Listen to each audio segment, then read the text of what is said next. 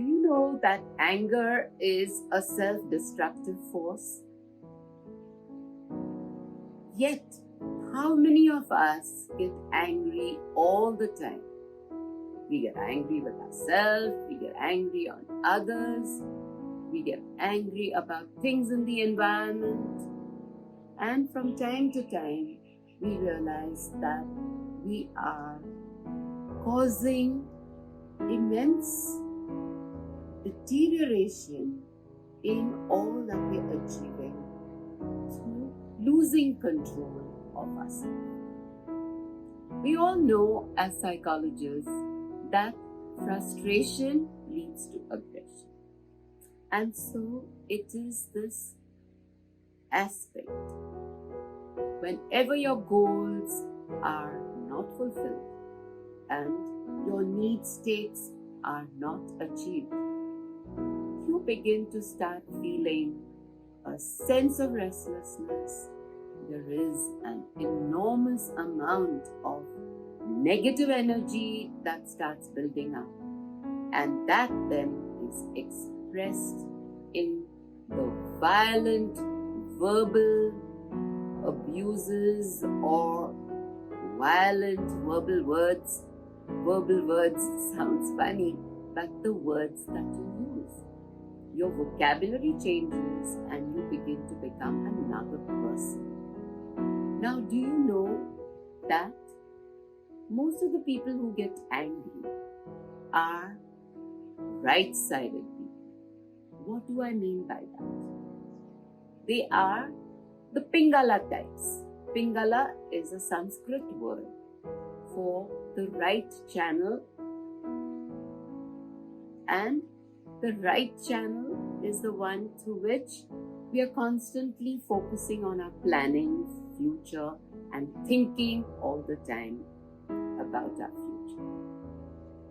So the right channel, when it gets overactivated, you become goal-oriented to a degree where your intensity is uncontrollable and anger starts growing. So for example, let's look at your childhood. A child feels like throwing a tantrum and throws a tantrum when a toy is snatched away or something is snatched away from that child. And so you learn that tantrum is a way to get back what you want. And so you begin to start looking at your life in a way that you begin to see, how do I manipulate my environment now and get the reward or the goal that I desire? And so in adulthood, as you become a teenager, as you become slightly older, you learn all the patterns of behavior from people in the environment, and you realize that to get something that you want, you have to be enforcing yourself on others. And this enforcing of yourself on others is then a way of an ego-oriented response of yours, where I becomes paramount. You are not important in the equation. What happens to you, I don't care about. And so the whole relationship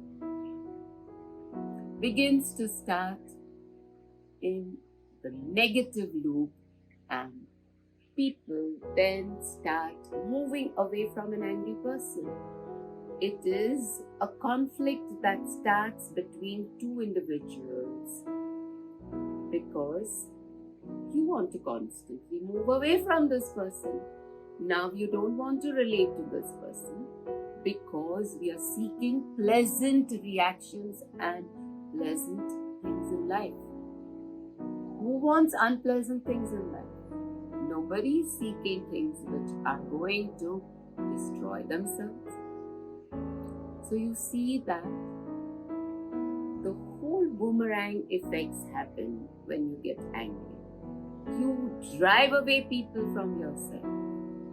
And as you know, every action has an equal and opposite reaction.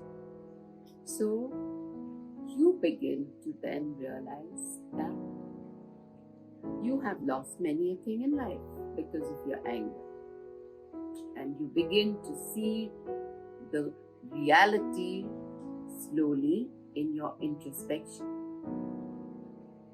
Also, when you're angry with someone and you're thinking back again about it, afterwards you feel guilty. You feel that you've done something wrong. And that wrong is now going to affect your relationship. So anger is destructive and it is something that we have to become aware of. The first step towards understanding anger is your awareness. Once you're conscious about what is my response that is coming up and can I hold it? If you can withhold it, you will be able to see that there are other responses which are healthy and appropriate, adaptive and adjustive, which will make you realize your goal and attain it too. So it is important for us to see that life does not move into the direction of getting a conditioned anger response as a pattern of behavior in your life. You understand what I mean? If you constantly try to solve all your conflicts, things which you want in life, which are so passionately moving you, then do not try to have anger make this happen. Have more positive ways to understand, control, and have an effective response to your environment. So awareness is the first thing. After you are aware, what do? How do you change this response? The way to do it is to see that you first practice your relaxed breath. So do not have the negative response of anger all the time disturb you. When it comes up, practice relaxed breathing. Just take deep breaths and try and have a buzzword. I often use the word catch. Catch stands for communicate, aware, communicate, aware, think. Again, the word C is be conscious of what you do and be human, the last H. So, if a buzzword can be like a signal to you, and each time you're getting into this groove, which is like a circuit that you get in, you begin to stop yourself and rewire yourself, reprogram yourself, and see how with awareness you could have another response to the same situation, to the same person, and create that big shift. Sometimes meditation will take you to the deeper dimensions of your being and release these blocks which have got embedded in your system, particularly these blocks which reside in all your nerve centers or chakras. These blocks have to be released, and once you are able to release them, you will have this relief from anger. So anger, my friends, is not something that you have to live with all your life. Anger is not your superpower. Anger is only your self destructive dimension. Realize this, grow from this, and move on your life journey and your path with a positive swing of positive words and all that will create for you the joy of being human.